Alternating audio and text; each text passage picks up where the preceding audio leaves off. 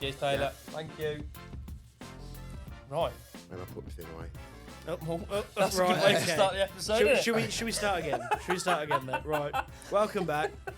Hello, welcome after back. that lovely message just there from Carl. But welcome back, Carl. Thank you very much. I didn't know we'd actually started then. I was just positioning myself. And Oh, getting that sorted sounds out. worse. This isn't sounding God. better. No. Right, okay. Take two.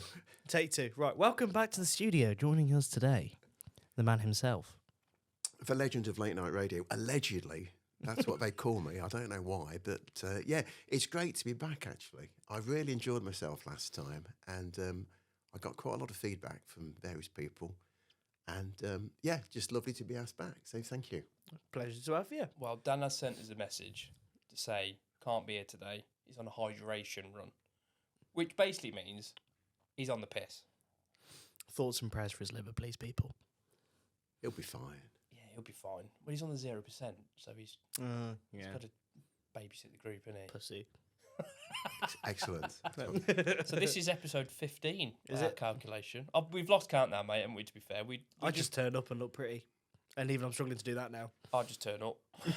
I'm looking more and more frazzled with each episode. So this week we're going to do support networks Yes. and how we create one, or if we've got one. But looking by it's made notes again. Look. He's got... Well, the Oh, thing I is, feel he's outplayed it. last time, I've even got the book, look, the Back and Forth He's got the notebook, merch. Oh, he's which got I merch was as well. presented Get that with in the last camera, look. time. Get that in the- There you There go, we see? For the There we camera go. to see. There we It's go. on shot. When I came last time, and I didn't really know what to expect at all, because when I do my radio shows, I normally have an idea what I'm going to talk about. So I tend to have not necessarily a complete script, but I have a few talking points. And there was so many things last time that I thought I was going to talk about with you, and I missed them.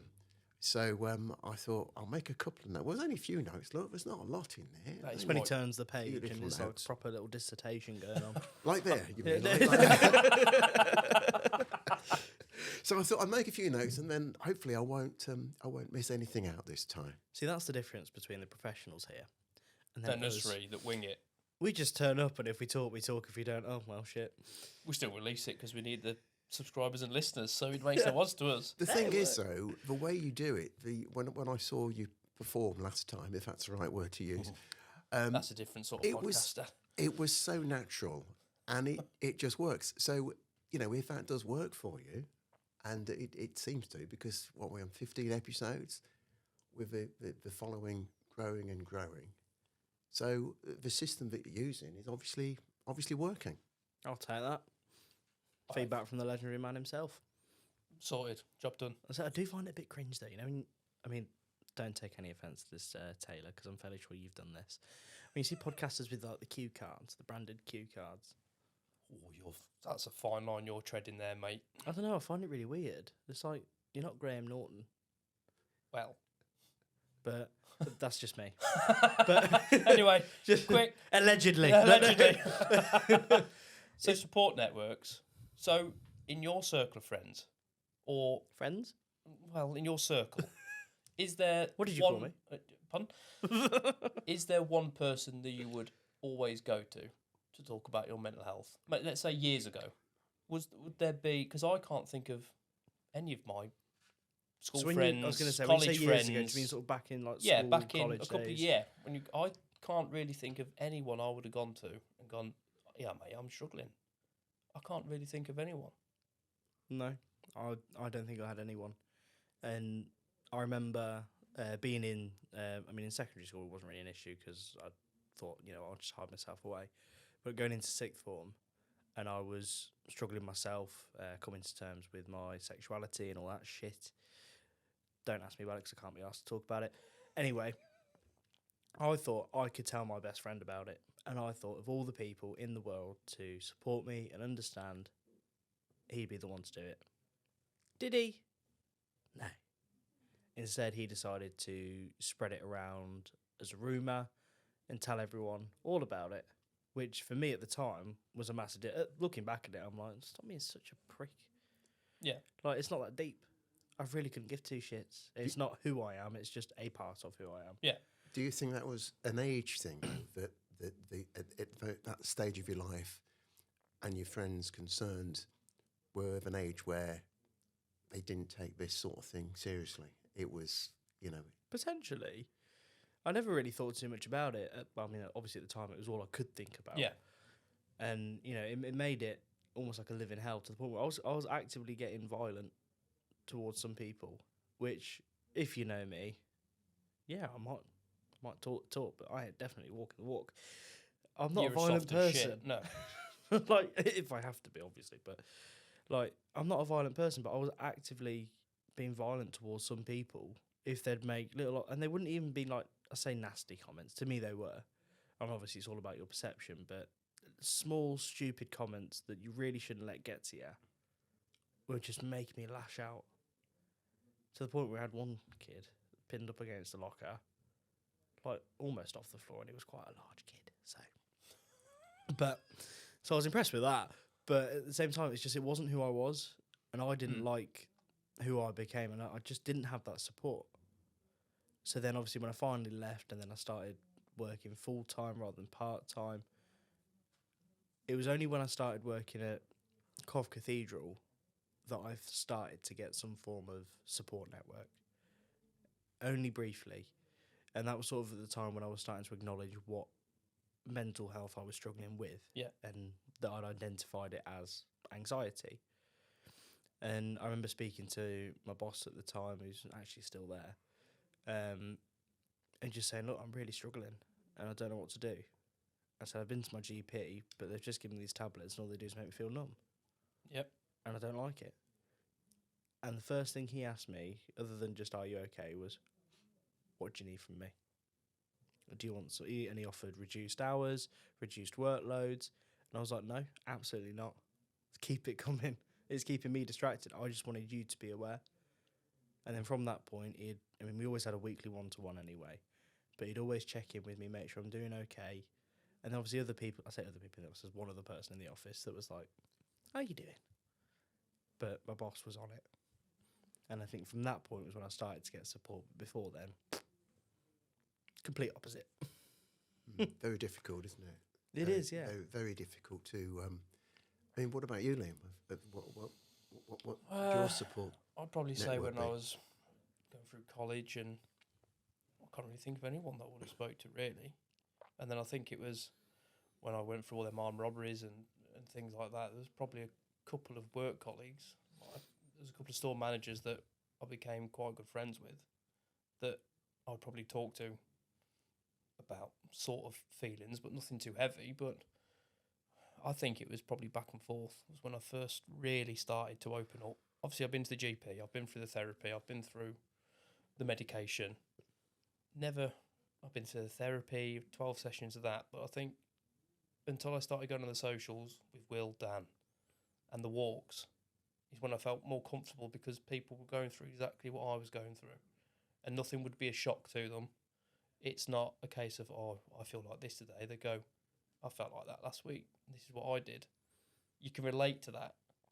But I think now at my current job, is because there's so little of us working in that same area, we get to know each other's, not issues, but we get to know them quite, their families, their friends, and we know what buttons to push, what not to push.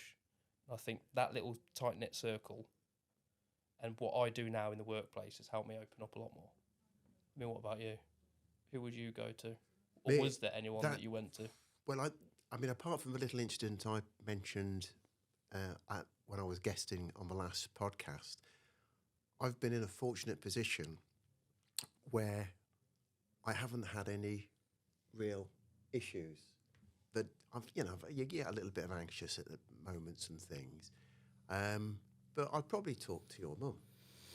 I'd probably talk to your mum, and she'd just probably say, "Shut the fuck up! What you doing?" Something along the lines of, something along the lines. She's not a good nursemaid, to be honest, because although as a patient, you are I mean, terrible. a few weeks back, I had that dreaded man flu that you two are sort of lingering with at the moment. I ain't got man flu. Mine's he's different.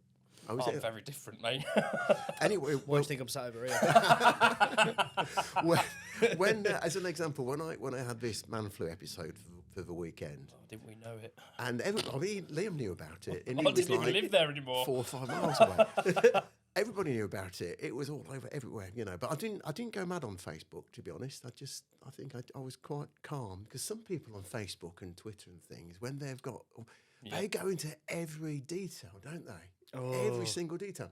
But I wasn't that bad. But anyway, I was in bed for most of the time, because I did feel a bit rough. And it was a case of, Deb, any chance of a drink? And she, up and down, up and down. And I think she was like more drained at the end of it than I was, to be honest with you.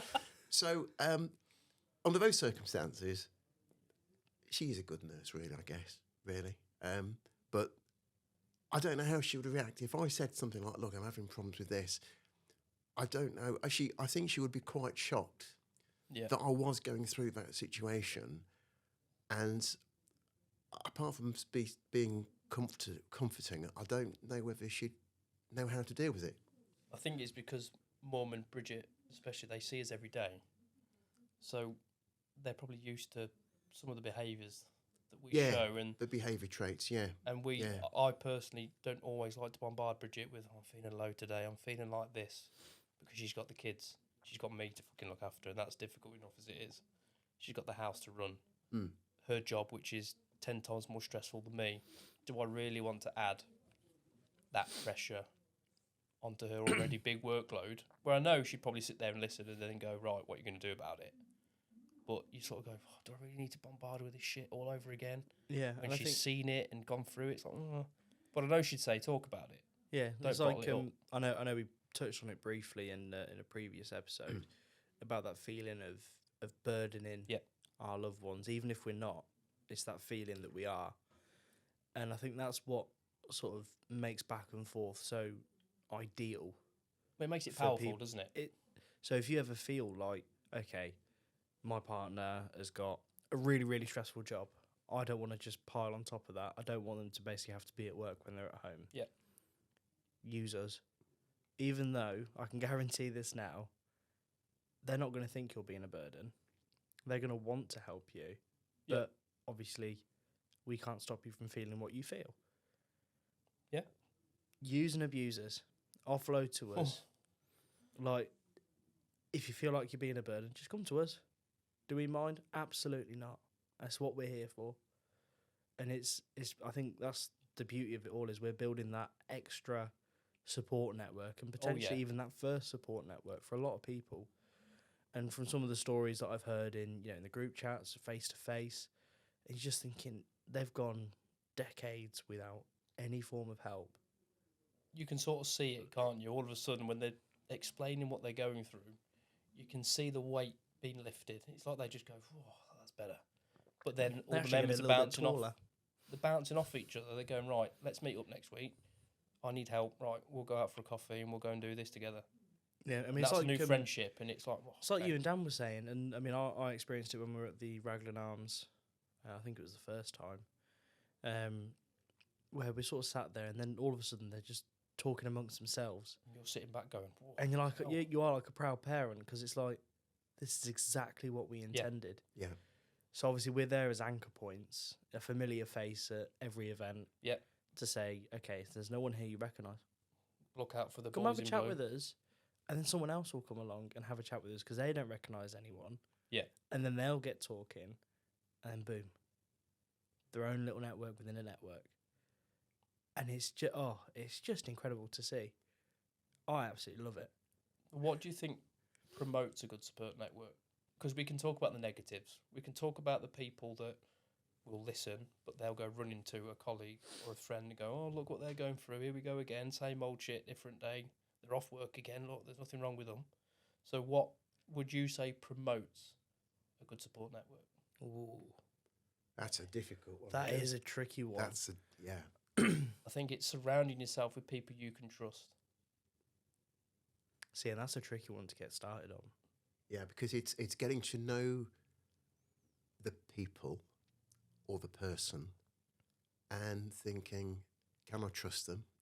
Can I tell them about this? That would be quite difficult, I think. But yeah, I mean, I get the point of what you're saying, but it's getting to the bit of, if I was having a problem, it was, who would I go to? Can I actually trust them not to make a big issue of it. Of, well, Carl was having a right old wobbly, you know, and passing. I like a bit like you said about rumours going around, and you know, not actually helping, but actually making the problem probably worse for you. Yeah. And that information of Carl's having a problem, get that into the wrong hands, and that could make it a hell of a lot worse. Yeah. And it's, I think, a good way to start is obviously having that one person to go to is always great. But then it's like, I suppose it's always that age-old question of, you know, who's the therapist for the therapist? Yeah. So personally, what I would say is start your support group. Try and get at least a 3 or more, because that way they're all people you trust, so you don't mind them talking. So take me, you, and Dan for example, Liam. Oh God. If we're worried about each other, do I mind if you go message Dan and say, I'm really worried about Will today? No, because And we've done it. likewise- We've probably done it to each other about the other person because we're generally worried about And our likewise, friend. if I've said something to you in passing or I've messaged you, whatever it is, and just say, look, I'm just really struggling with this today, that's why I've gone, you know, off the grid or whatever, you'll then go and speak to Dan because you want to sort of not necessarily share that burden, but Make sure, just to make sure everyone is just to aware. But keep then them it in the also loop. takes it off you as well. It takes a little bit of that pressure off you. And it's just a nice, healthy way of sharing that out, and a nerdy way to look at it, I suppose. Have you ever seen Guardians of the Galaxy? Yes, great film. And you know towards the end of it when they're all holding the Power Stone, Yeah. and it's like, oh, they're not dead. How is this possible? And it's a perfect example of sharing each other's problems. Yeah. Because, you know, obviously, you know, he's really obviously strong enough to hold it in the first place and not be, you know, immediately obliterated. But then as each person joined on and shared that trauma, that load, they were able to just withstand it and absolutely use it to their advantage. And I think that's a perfect example of how you can build a support network. It only starts with one. Yep. And then people slowly Trickle in. And then you just get an amazing place to be. Something you can use to your advantage to support each other. I think it's almost creating like a safe space as well. Massively so. Whether it's a cafe or a pub like we do for the Yeah. socials, or a game, because we play Call of Duty together and we'll sit in a party for 20 minutes and rip the piss out of each other. Yeah, whether then it's we 20 all- minutes, 20 hours, whatever it is. But It's, we all it's that know- time. If we need to talk, we'll go, right, I'm actually having a bit of a shit day. Right, let's not play the game. Let's just talk for 20 minutes. Mm-hmm. And it works. It's brilliant, isn't it? And I suppose I'm not saying, you know, end up with a massive, absolute clan of followers. You know, you're not, you know, get some disciples behind you. It's like if you get a few more people into your support network, it then becomes easier when you're having a shit day to meet up with them. Yeah. Because you're thinking, okay, so and so's at work today, so and so's on holiday. Oh, but they're here, they're free. I'll message them. And that way, you're not feeling like you're constantly pestering the same people over and over and over again. Yep. You can sort of divide it out. Be like, right, this is your turn. You're scheduled in for Tuesday. Right, happy days. And it just makes you feel a bit better in terms of that pressure. And then they're grateful that they feel trusted enough to be a part of that. And I think that's always a good way to be. Yeah. I think the good thing with this group is, as Liam touched on earlier, you've all been in a similar position at some stage, and through that you can help each other. And again, if I was having an issue and I contacted you and it came to one of you, I would have that sort of confidence thinking, do you know what? They've been through this. I mean, I could even talk to Liam, I guess. Yeah. That would sound a bit weird. Well, That sounded reluctant. No. Yeah. But again, the first, as I was saying that, my first thought was, do I really want to burden Liam? Because I know he's got enough issues himself. But then, Why wouldn't you? You Because I know. have with you. yes. Yeah. And it circles back to that. It feels different sharing that with a relative or loved one compared to with just a friend or even a stranger. Yeah. Maybe sometimes with a relative, you're a little bit too close to them. If Yep. that makes Yeah. sense. Yeah, yeah. And so it's more difficult to share. Because I'll just give a quick example here for me. before I came out today, Liam's mum said to me, she said, Liam never tells me much, does he? And I says, no, he probably just talked to me a little bit more about things. And she said, he never talks to me much. I says, well, no, he doesn't, but maybe, I don't know. It's just one of those, isn't it? It's always a strange one when you sit back and think about it, because I know my mum has asked me that as well, saying, you know, why didn't you talk to me? And it's just, but you can't really explain it. No. It's like, I wanted to, but at the same time, I didn't, because you just think, okay, I mean, obviously, I'm not a parent myself. I can only go off what other people have told me. But it's that you want to make sure that your child, regardless of their age, is happy, healthy, well looked after. And obviously, so you want to know if anything's bothering them or if something's wrong. But then they feel, because they know that, they then don't want to burden you with it, because then they feel, I don't want to say guilty, I don't feel that's the right word, but there's something there that makes them feel a little bit bad, because then they feel that there's maybe, have they done something wrong? Yeah. And I think it's that, it is basically a mutual understanding that also isn't a mutual understanding. Yeah. Because they're on the same page, but not quite on the same paragraph. And it's just like, that just misses. And it's like, okay, they both understand that for one reason or other, there is this burden, there is this pressure, but it doesn't quite meet eye to eye. See, I've that little point you made there, I've questioned that when we knew Liam was having problems. Is it something we've done? You know, was it that microwave incident when he was young? I knew that would come back to haunt me one day.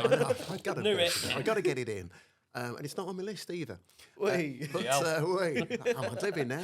I don't need that. I'll throw it away. But no, it's. I think as a parent, you do think, well, is it something we've done? Was it something we didn't do as parents that as you know, perhaps shielded them a little bit too much, so we couldn't cope? But as you heard on the episode last week, I think, wasn't it, when Liam went through all of his events that had led up to the problems, there's no way anybody could be prepared for that. No.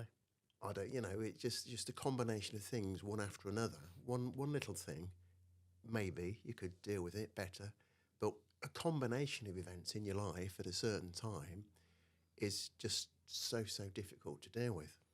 So I can sort of understand, and listening to that podcast in Liam's own words last week, it really brought it home to me. It gave me a bit more of an understanding as to what had gone on and you know, what had actually started that chain of events. Yeah. And then I feel like it's that, while it's obviously it's a massively valid way to think, okay, what have I done or what have I not done? But then at the same time, your child or whatever, they might then start thinking, well, why are they now thinking, oh, why is it something they've done? Why is it now about them when I've just tried to share what's going on with me? Yeah. And it's just it's that classic parent-child conflict. Yeah. And I think that's what makes it so difficult, which is why, that's why I say absolutely use and abusers. Oh, yeah. 100%. Because even if it's just that little bit easier, you're not going to get that sort of conflict, hopefully. I really hope not. And then you're getting that support. And then by you getting that support, your partner, your mum, your dad, whoever, they're not going to feel like they're treading on eggshells. They can get that little bit of peace, knowing that you are looked after, you are getting help, and that then they can feel secure. And if they want to come to us as well to say what can they do to support, yeah, we've got no issues with that. We'll take on anyone. I mean, I know we were at Holton yesterday for Blue Monday. Statistically, the most depressing day. With Kev doing the main PowerPoint. He can sell ice to the Eskimos. I mean, I was tempted to join the group again. Yeah.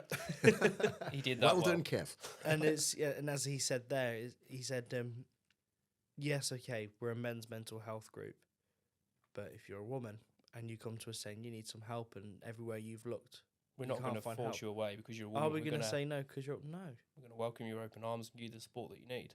Exactly. If you need support, we will offer support, and we can signpost you to various support services if you didn't know about them. And if it's just you've got concerns for a family member, again, come talk to us. We will offer you support and guidance as well. Again, we will emphasise we're not professionals. God, In no means are we Jesus professionals. Christ, no. But it's peer support, and same thing again as Kev said. That's shown to have more of an effect. Oh than, yeah. Than actual professional support in some cases, and because I know he said he was a sort of a trim manager, which is a trauma risk manager. Yeah. Which came from the military.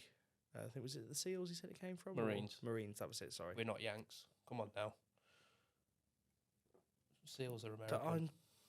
You're tired. Yeah, okay, I'll give you that. Anyway, came from the Marines. And he told us about a therapist who was in the Marines, and he'd go for a few sessions and none of them would talk to him. And he's thinking, this is waste of hopeless. It's a waste of time. Waste of my time, waste of their time. Goes into the pub afterwards. They're all debriefing themselves. All sitting around there with a pint, Yeah. just talking about it. Yeah. And it works. And in that moment, he's realised they've all got shared experiences, and they're opening up and they're talking about it. Yeah, that's how you deal with it. Yeah, especially when it comes, especially things that relate to trauma. A peer support in some cases is better, because if they know what you've gone through, you feel more comfortable talking to them, knowing that they will understand. And while therapy, I will admit, has been very good, if I was to say, oh, okay, at work I had to deal with X, Y, and Z, they'd look at me like, and you're not in a ball on the floor? And I'd be like, yeah. But like Kev also said yesterday, trauma can be anything. When people say trauma, they think amputated leg, heart attack. They feel something serious. But trauma could be financial problems. It could be someone's in hospital. It could be you're just not feeling great. That's all classed as trauma. It's anything that impacts your on day-to-day your life. day-to-day life. Anything that stops you from doing what you would normally do in that aspect. That is classed as now, trauma. I'm not saying that man flu is a trauma. Well, hey, it feels like a trauma, mate. it was when I had it. So, like, when you think about, okay, yeah, were you involved in a car crash? Yeah, 100%, that's going to be trauma. Yeah. Did you lose a loved one? That's trauma. Yep. Did you find out you're in debt and you've had letters from the courts and whatnot? Trauma. That's trauma. It's such a wide spectrum of things. And again, I'm circling back and making the same points, whatever. That's the beauty of Back and Forth. Because everyone in this group has experienced different levels, different types of trauma, whether that be financial, bereavement, physical trauma. They've just seen one too many things that really we shouldn't see. Yep. So we can all find someone in that group. So if I was to message in that group right now, oh, I just saw someone get stabbed. That's really messed me up. I don't know what to do. At least, and I mean at least one person, and I know it's going to be more. At least one person in that group will say, "Oh yeah, I've experienced that.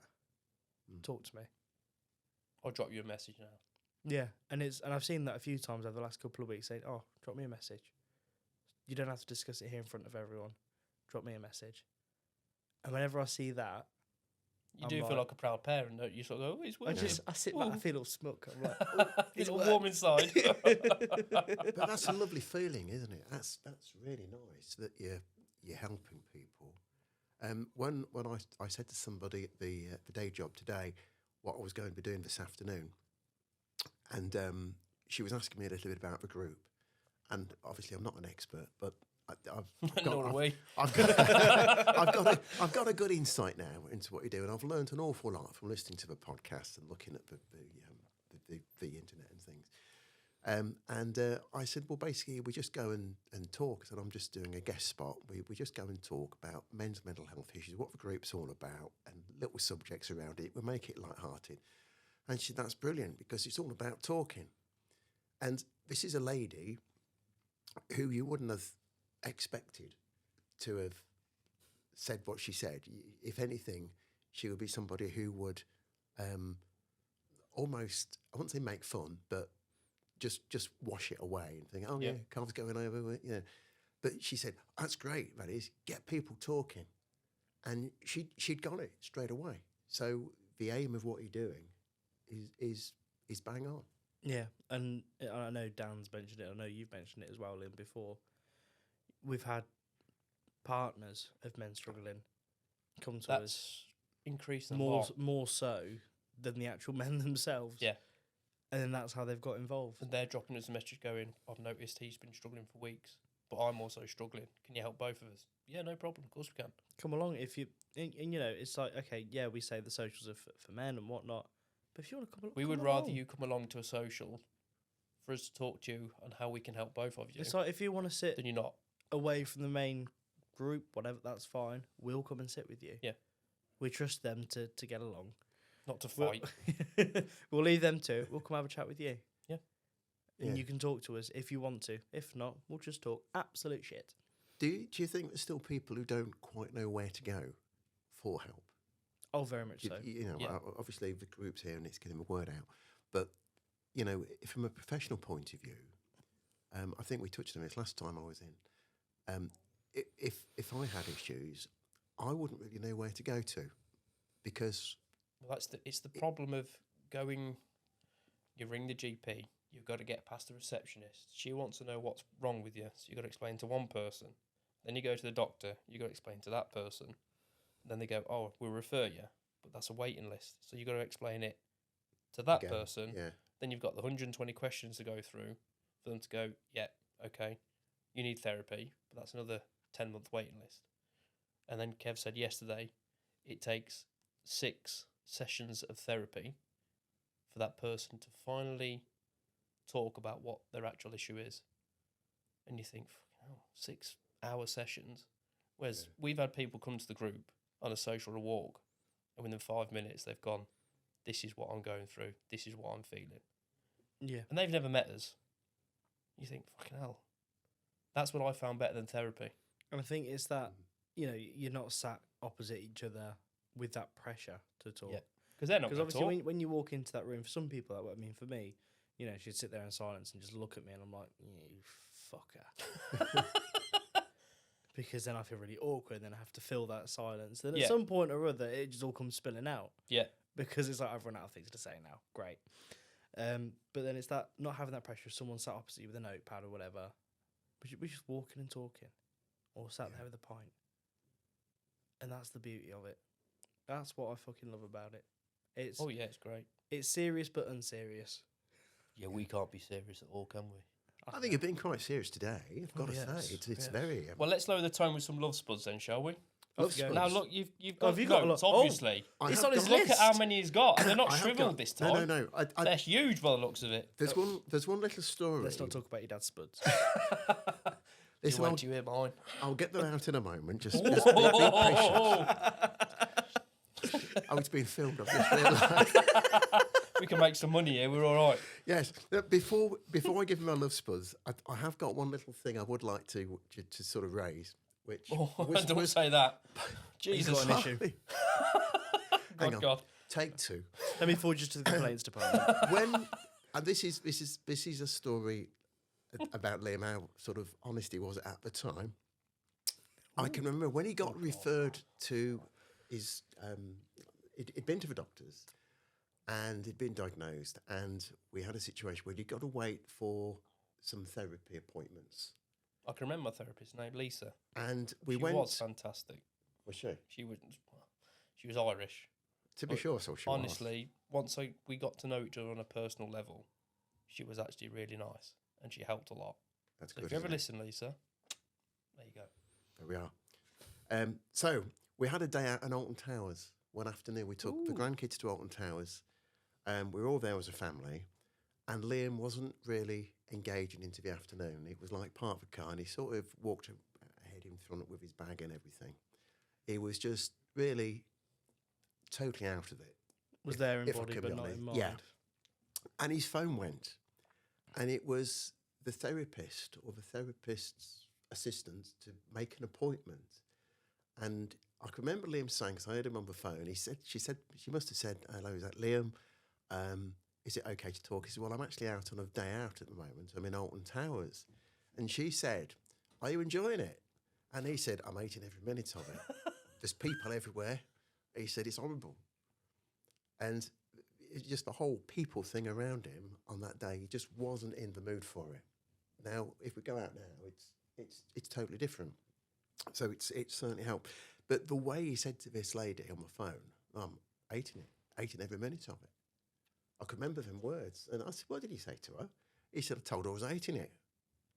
And, you know, that's how it can get to you. I guess, you know. Anyway, love spuds. Yes. Shall I get my love spuds out now? Yeah, go on then. Go on then. Crack on. I got several actually. Last time I came course. in, it was technology, which I actually have mastered. I managed to sort out some Fire Sticks on my own. A Fire Stick is the thing you plug into your TV. Thanks, mate. It's not a stick that's on fire. Oh, Thank God you're here. Unless you've got a dodgy TV, in which case it might be both. yes.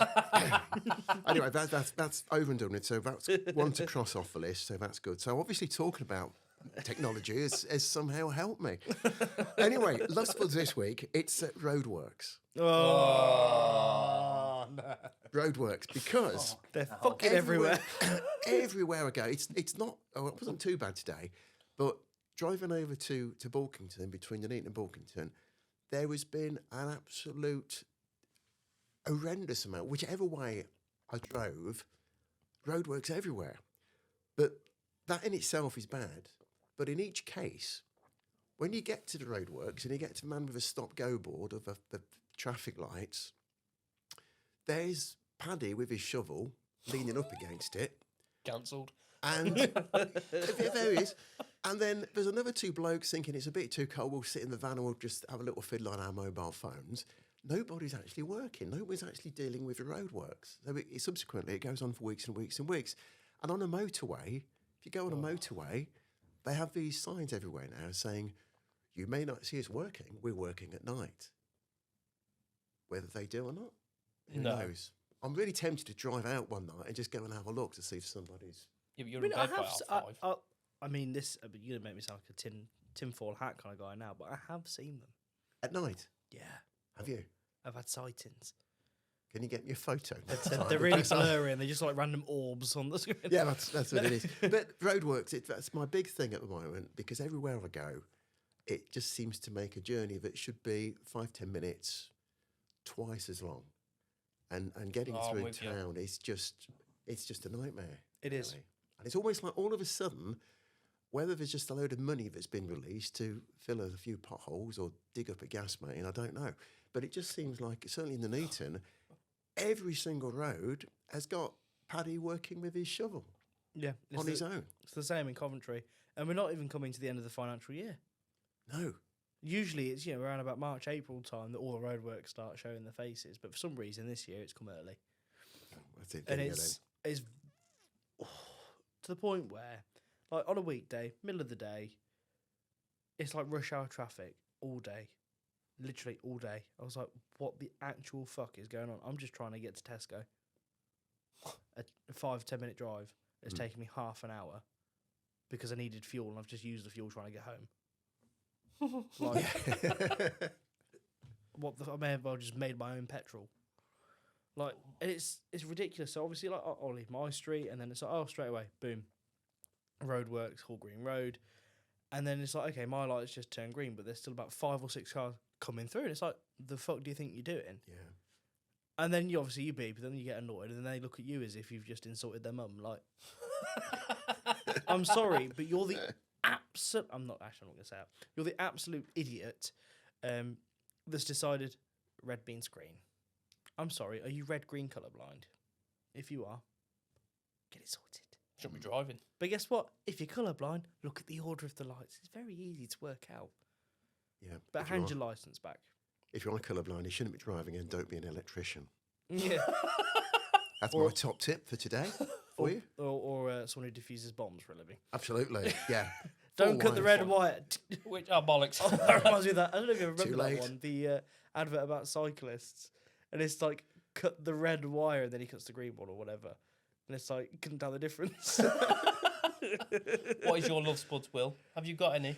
So yeah, roadworks is probably my main one this week, and just idiot drivers. But my main love spuds I can't actually talk about. After the podcast. I mean, we touched upon it prior to the podcast.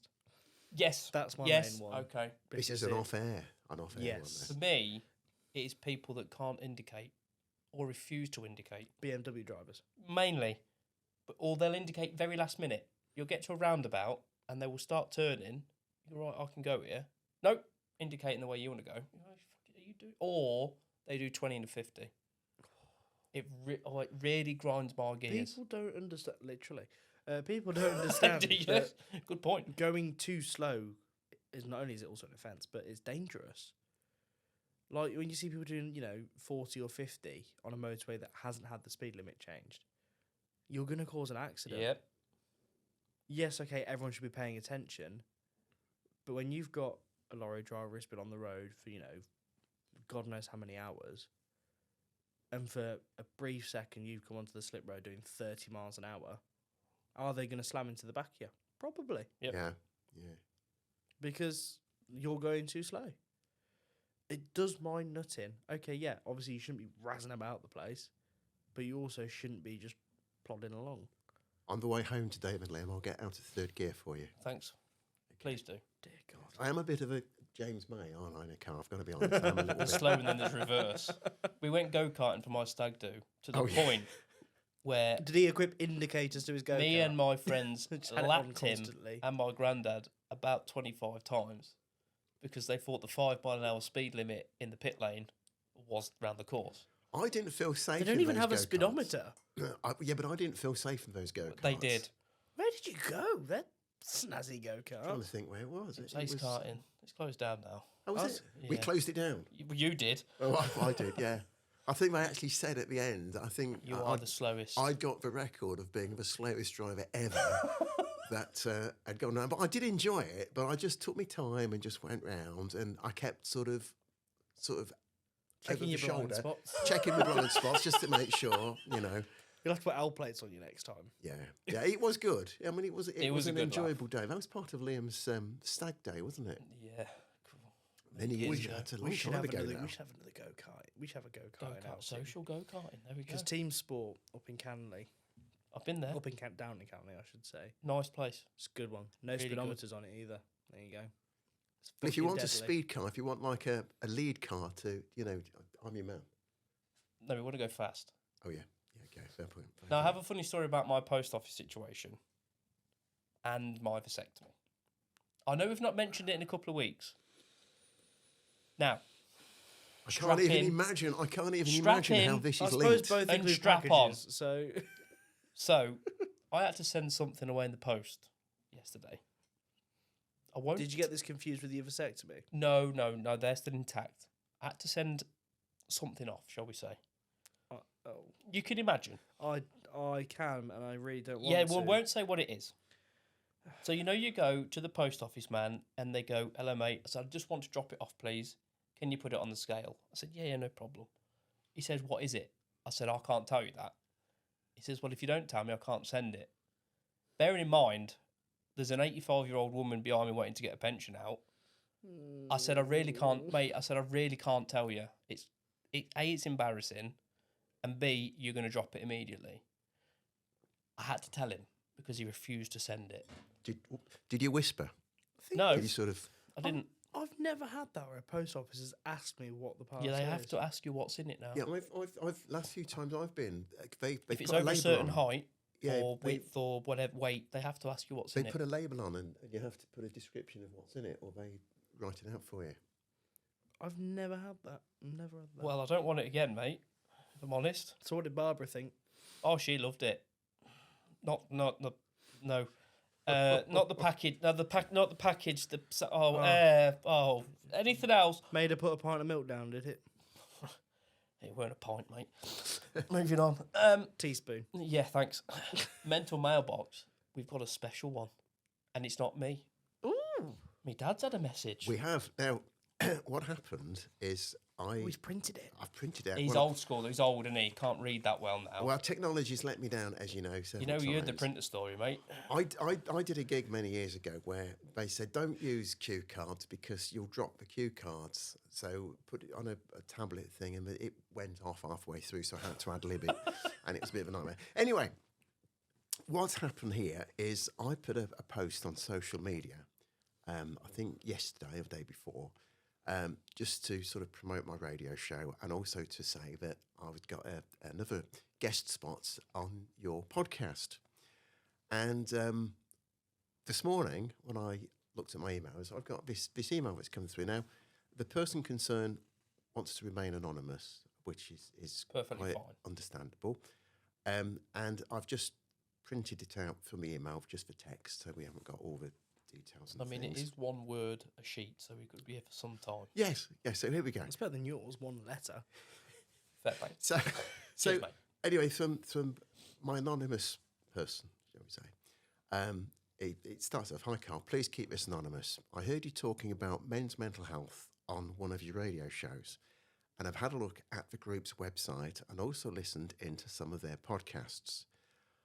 I know that you're going to be guesting again. I wondered if you could let the guys know what a great job they're doing. I work in the health sector and have a senior position. Over the years, I have covered up what I now know are some anxiety issues, mainly because I don't feel confident in sharing my problems with my team members for fear they may think I'm a weak manager.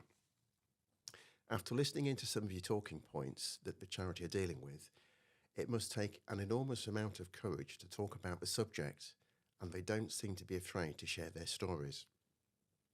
I know I need some help, but don't feel quite ready to make the next step, but I can feel it getting closer, and to some extent, knowing how others cope and deal with issues, I feel is helping me."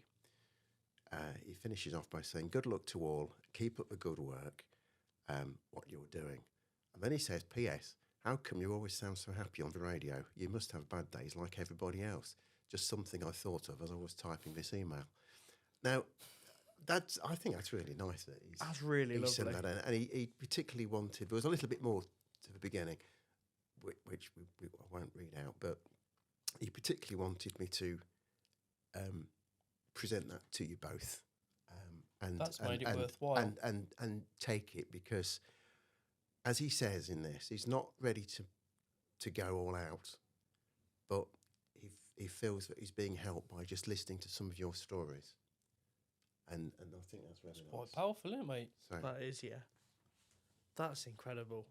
Knowing that someone is openly going through it, but they're scared of what their team's going to think, I think shows a lot of courage and strength, because they're going through something, they've addressed that they may be feeling a bit nervous, but if you're listening to this, well done, because that takes a lot of balls Sending that. to send that email, and that is the first step. Well, Even that's to what I say, thought. keep me anonymous, obviously you still know who you are.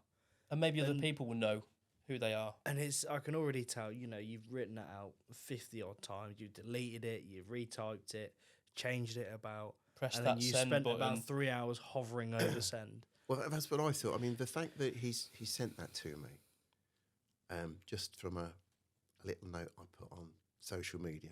We could all have a bit of a moan about social media at times, but every so often it comes good. And when I read it, I was quite touched by it. Really, it shows that you're making a difference, and that's the point. That's what we want to And do. as Trying we to- always say, as long as we can help at least one person, then Well, all of it is worth We had it yesterday, didn't we? After we'd done the I'll touch on it quickly, the Blue Monday talk, where we sort of mingled at the back, and Kev absolutely ransacked the buffet. I've never seen a man eat so much in 10 minutes. I was really annoyed wow. that they put it away after I only had one helping. I know, It's really- but the amount of people that came up to all four of us and shook our hands and said, "Well done, you've had a lot of bollocks," all to stand up there and talk openly about your struggles and what you do. Not many people do it. I said, because we're in tune with ourselves. We're not afraid to talk about our mental health. It's a superpower. It is, and it's strange to think as well that maybe not even that long ago, we were all scared to talk about it. Yeah. I mean, myself, and like you said, you turning up to that first walk, not saying a single word. Now look at me, you can't shut me up. Me just basically just being a creep, sat watching from the corner, before then finally getting involved, and then all of a sudden I just remember, I remember it so vividly that evening where I've sent that message into the group chat. Yep. And then Dan straight away was like, "Will, I've been waiting so fucking long for this." And then we all become very close mates. But it just happened so quickly. It was not that long ago that none of us really wanted to talk about it. It was still raw. Yeah, it was still, we didn't know how to approach it. We were worried about what people might think. And now we don't really give a shit. You're like, oh, what's your problem? Oh, yeah, here you go. It shows what can be achieved, though, doesn't it? If you're not scared to open up and be yourself. I think it's that initial opening up. That's what we always say. It's that initial first step. But once you've took it, I guarantee you'll do it over and over again. And we're with you, one step at a time. Oh, I like it. Oh, look at that. And on that note, I think that's a good way to wrap it up. I think that's a lovely way to wrap it up. Thank you again for coming in, Carl. It's been an absolute Thank pleasure. I've once again really enjoyed it. Would you like to grace the audience with a see you next Thursday? I would love to. It's almost You've been like, waiting for this. Do you know, like, I mean, I've been doing radio for many years now. Never won an award. Never won one of those awards to put on the mantelpiece. The only thing we've ever had on our mantelpiece that I can remember, apart from the next clock, is my dad's old kidney stone that he bought out of hospital with him. And he said, "Well, leave that there." And we had to have it on the... Anyway, that's another story. But yes, on that thought. Wow. The ultimate is to be able to say... Cunt. Oh, sorry. Oh, no. You cunt. You're not supposed to say it. Bollocks. That's my quota done. Oh, You've been so good. Again. You two have been so good. You've been so well behaved. What have you done to us? I don't know. Just having an old man in the studio with you. It's well, like, we're used to Dan being here, so... Sorry, mate. It's not going like that. He's not here to defend himself. It's all right. Anyway, the boys from Back and Forth will see you next Thursday. Oh.